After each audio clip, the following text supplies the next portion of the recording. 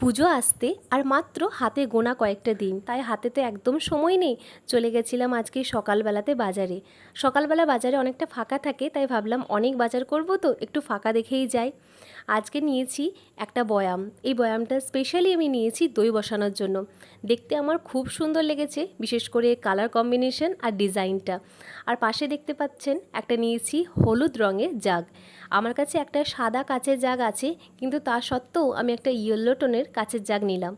আসলে সকালবেলাতে যখন আমি ডিটক্স ওয়াটারটা খাই, তখন একটা কাচের জাগ আমার ভীষণ দরকার ছিল, তাই এটা নিয়েছি। আর পাশে দেখতে পাচ্ছেন আমি নিয়েছি 3টি স্টিলের বোতল, আর এই সাথেই নিয়েছি আমি একটা স্টিলের থালা আর বাটি। এবার বলবেন থালা বাটি কেন নিলাম?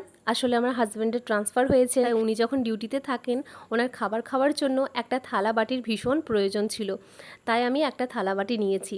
আপনারা যদি দাম জানতে চান প্লিজ কমেন্ট করতে পারেন, আমি কমেন্টে আপনাদেরকে উত্তর দিয়ে দেবো। আজকের মতো তাহলে আসি, দেখা হবে কাল আর একটা নতুন ভিডিওর সাথে। আপনারা ভালো থাকবেন, সুস্থ থাকবেন। শুভরাত্রি।